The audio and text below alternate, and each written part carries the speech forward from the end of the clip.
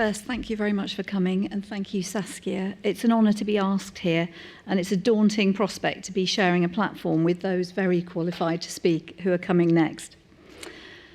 I should preface my presentation to say that I'm proud to represent a teacher's perspective, but I sometimes struggle to be part of an education system where more and more is asked of individuals with fewer and fewer resources to support them.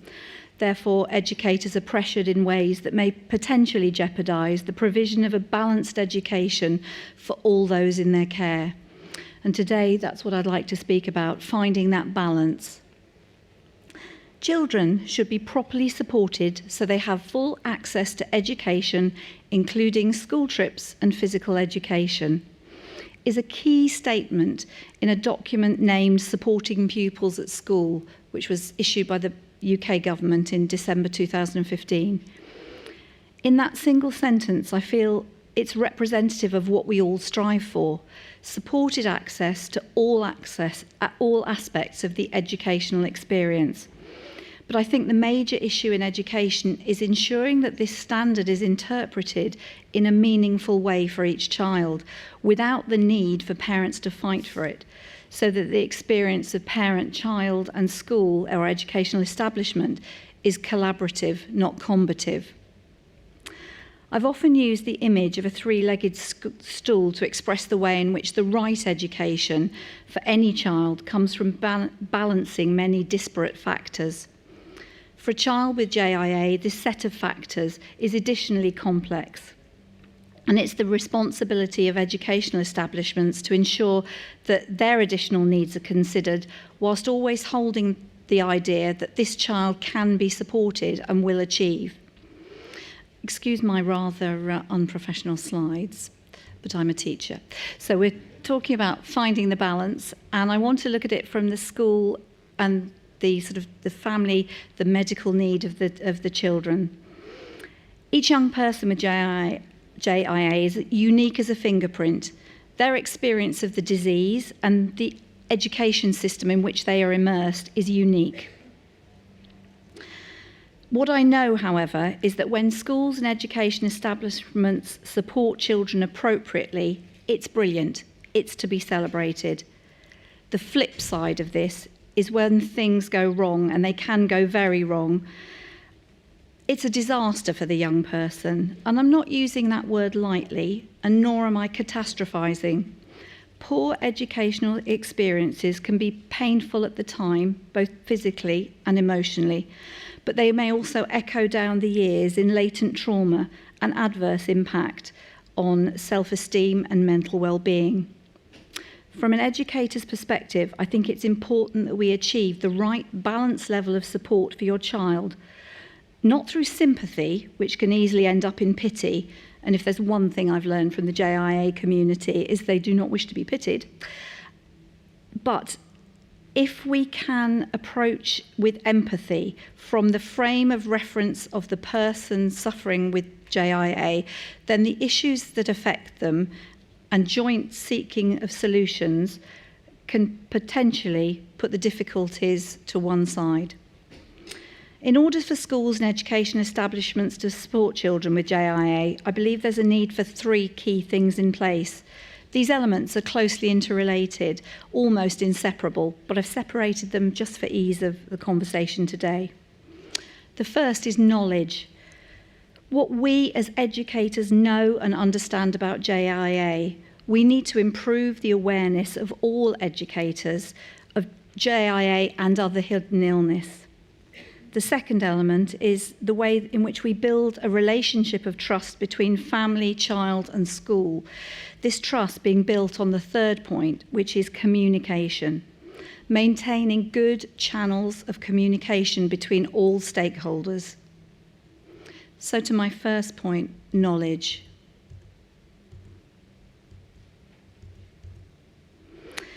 Educators need to be aware just what JIA and rheumatic disease entails for the individual. Without a clear understanding of the impact of rheumatic disease, as opposed to, inverted commas, joint problems, there can't be appropriate levels of support. We all want the right outcome for the child or young person, a well-rounded, supported education where they can flourish and achieve and enjoy the same opportunities as every other child, where inspiration, support and reassurance feature rather than pushing under the guise of encouragement. Awareness is promoted by all the organisations involved in this conference. At the coal face in school, I have seen the jar materials. It's incredibly valuable work. The packs that are sent directly to school really do serve to open the eyes and minds of teachers and educators to JIA. Individuals who have the condition are increasingly using social media to educate and advocate for themselves and on behalf of their wider community. I found this a powerful source of stories that both inspire and serve to help me understand the disease and in turn explain it better to the peers of those children with JIA. There are awareness weeks, World Arthritis Day, Word Day materials and webinars, all incredibly invaluable. However, it remains the case that I would not have known anything about JIA unless I'd come across children in school with the condition. I can't help but thinking that teacher training establishments should begin to include JIA and hidden illness awareness modules in the inclusion materials of trainee teachers. How powerful to ensure that the message is delivered before meeting JIA face-to-face in the classroom. Had I known there were age-appropriate books and materials, websites and resources that so eloquently detail the symptoms and consequences of the disease, I would have accessed these far earlier. I would have been better prepared, as would the teachers of tomorrow. Educating teachers is certainly one leg of a stool that can support a child or young person with rheumatic disease. And I know I share the platform with a seasoned JIA warrior who's educated her daughter's school and advocated alongside other parents to help them navigate different school systems. So within the JIA community, there will be resources for parents to call on, but I would say that a collective increase in awareness driven by the teaching profession itself can do nothing but to improve the response of educators to the children with JIA. The second leg of this stool is made up of trust. How can the conditions of success be created for a young person already fighting an internal battle with JIA? How can these children be encouraged, supported, yet not pushed too far? I think this can be achieved by working hard on a relationship of trust. Most children entering school with a JIA diagnosis or receiving a diagnosis once in the education system will have a formal document expressing the symptoms and needs of the individual, a healthcare plan. Once a parent knows that all the relevant adults have access to this critical information about a child's condition, it's useful that additional conversations or transition opportunities be offered, and if not offered by a school, then requested, prior to a child joining class. This will enable the adults in school to begin to appreciate and understand the varied needs of young people with JIA in advance of them arriving in class. It allows the opportunities to put in place all the relatively small things that can have a big impact on the comfort and well-being of the child. Pen and pencil grips, writing slopes, cushions, special desks or chairs, positioning desks and chairs to allow unobtrusive access to quiet space for brain breaks, for rest breaks, access to space for stretching or movement breaks. It's also useful to agree any signals and non-verbal cues or help cards that may be used to reduce the need for seemingly heavy-handed questioning or appearing to single out a child more than they already feel singled out. The sweet spot would be adults who anticipate the need but also make space for the young person to approach them with any problems or ideas for improvement. When it works well, and I think I'm allowed to cite an example, when a teacher said, "I can tell how she's feeling even when she's wearing a mask, just by her eyebrows." That degree of knowledge and understanding breeds trust and allows a child to honestly represent how they're feeling. I'm not saying that every child can or indeed needs expressive eyebrows, but if the relationship is strong, then small issues can be anticipated. For instance, a chair can be provided for assembly without the need for the child to ask for it, or in the worst case, feel too embarrassed to ask, or even be questioned as to the need for the chair in the first place. Lockers and cupboard space allocated so that children don't have heavy bags to carry. Alternative routes around school may be an option to avoid jostling in crowded corridors, and especially in cold and flu season, in a climate where we are encouraged not to sweat the small stuff. I would say in this instance, it's incredibly valuable to do just that. Observe small changes, make incremental adjustments. They can have a surprising impact. But most of all, listen to the child and learn to be led by their knowledge of their body and their capabilities on a given day. Finally, coming to communication. A relationship of trust is based on good communication between all parties, whether formal with the school regarding the statutory rights of the child, or the last-minute drop-off at the door in an ideal world. None of these important pieces of information go astray, and they're all given their appropriate weight. But as a teacher, I know it's all too easy to forget.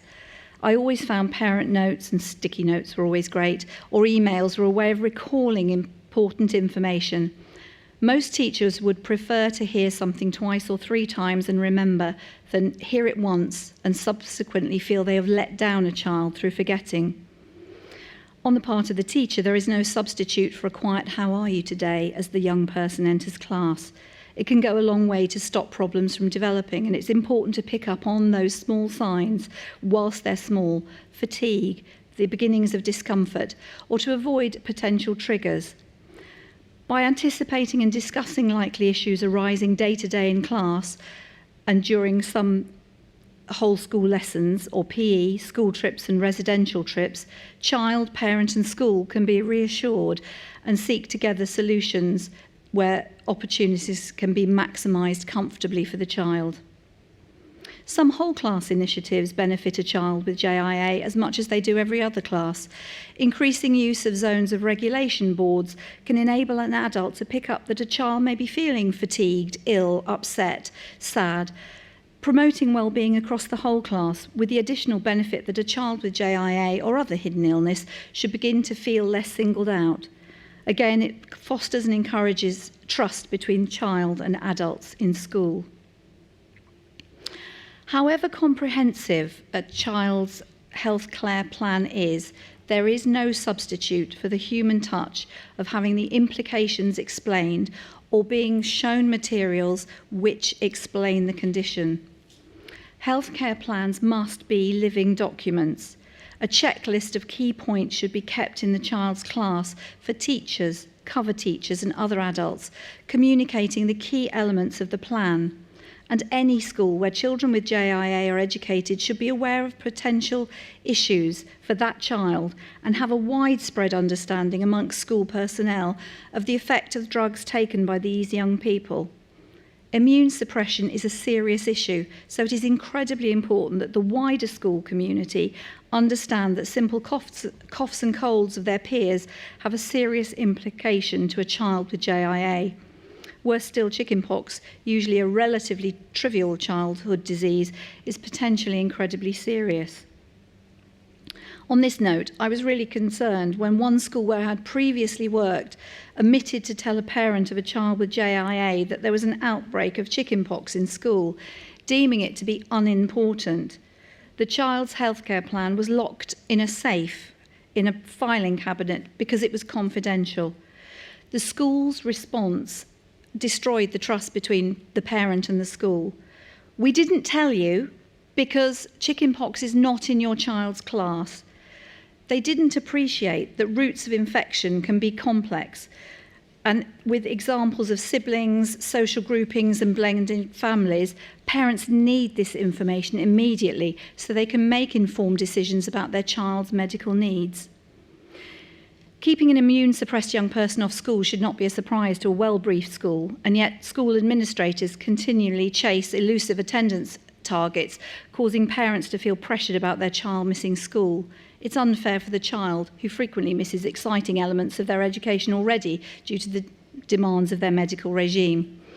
This can impact adversely on the trust between parties.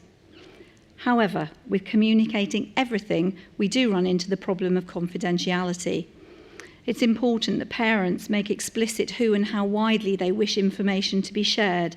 Without this, and with the increased pressure on schools of legislation such as GDPR, the General Data Protection Regulations, school staff who need to be informed of your child's need to have access to this information, and it would help to make it explicitly understood. If not, there's a danger this information will be held as confidential and not reach the people who have day-to-day contact with your child. If education establishments can increase their awareness, knowledge and understanding of rheumatic disease and work with families and young people to develop a climate of trust through good communication, then I believe there is a way to give children with JIA a better experience to supported and balanced education. The factors that mitigate against balanced education are many and varied, a couple of which I'd like to go into. And some of the issues that can prevent educational establishments responding appropriately and speedily to your child's needs is change, and more change. The conditions of illness change, school personnel change, children change schools, government's budgets and priorities change, and above all, the child grows up, and the changes that come with that are too huge to catalogue. While schools can generally respond quite effectively to a child with a specific need, child X has Y need and Z can be arranged. As institutions, they're frequently not fleet of foot and often slow to respond to quick change, rapid change. A feature of the rheumatic disease with which this conference is concerned are symptoms that are prone to develop and change rapidly, causing sudden changes in a person's overall health and mobility. Who has heard the, "I'm sure you're fine to do PE today, I saw you running around earlier," addressed to a child? And to quote Crohn's and Colitis UK in a recent awareness campaign, chronic illness affects everyone differently, and their effects can change day to day. I'd add that I've been taught that JIA symptoms seem to change more rapidly than that on occasion, and this is what schools and educational establishments need to adapt to effectively and automatically. In acknowledging that schools find it hard to keep abreast of change, I also acknowledge that as a result they can appear defensive when questioned by parents as to omissions and errors they may make, and we will make them because we are human. So if we admit that educational institutions can be defensive, in the worst case this can result in a form of passive aggression, as one parent put it to me. We need to break that cycle so blame culture is converted to collaboration. The changes and transitions that come through growing up also change the way in which a child may want to advocate for themselves. In a long period of teaching, I've worked with children and parents who fight fiercely to achieve what they want to out of education. I've also seen children let down by systems that are nominally there to protect them. So we need to fight together for our children and the children with JIA to achieve an inclusive, fulfilling education. Periods of transition occur when children move between classes, year groups, or move schools, when there are changes in personnel, whether in the school, or personnel leave a school. And when they leave, they take with them the knowledge of a child, and they take with them the knowledge of JIA as a whole, and they are a repository of knowledge that is lost to the school. I would really hope that young people who are moving into tertiary education really call on the student bodies that are there to support them, because it seems to me that those areas are being really well represented amongst tertiary education. Finally, educational establishments are responsible for the well-being, support and education of hundreds, sometimes thousands of children and young people. Inclusion departments within those establishments are responsible for scores of children, whilst in the classroom, teachers are responsible for tens of children. As parents of children with JIA, you have a child to champion or children to champion, and there may already seem an imbalance The weight of numbers can appear to be against you. You're a warrior for the one, and the establishment has typically limited resources to cater for all in its care. It can feel like achieving balance is an uphill struggle. Teachers and lecturers are used to talking. We need to readdress the balance with hidden illness and allow the young people to talk whilst we listen. Take seriously the individual's commentary and issues on their condition, however small the points seem. In harking back to communication, it is all about perception. It does not matter really what we in education congratulate ourselves on doing for a particular child. If their experience is poor, if the child still says, and I quote, "My classmates say, oh no, you don't have to join in, we don't want you to hurt yourself. When I explain that I'm okay that day, they accuse me of faking illness. Sometimes my classmates make me sit out." That is not a success story. So we need to educate the other children in class to prevent the unhelpful peer advocacy from setting the tone for a particular child's education. We, the educators, need to educate ourselves with your help and output from conferences such as this and the power of the JIA community.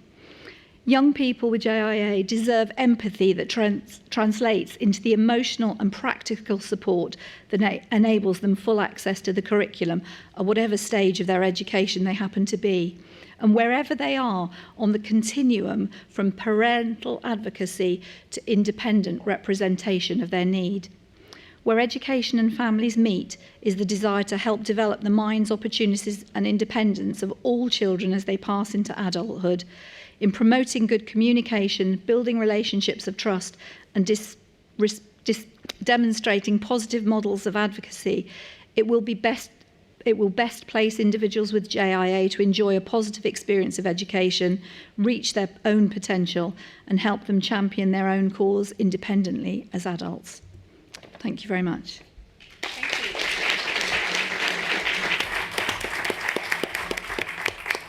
Thank you, Libby. That was a great presentation. I think we have some time for 1 or 2 questions.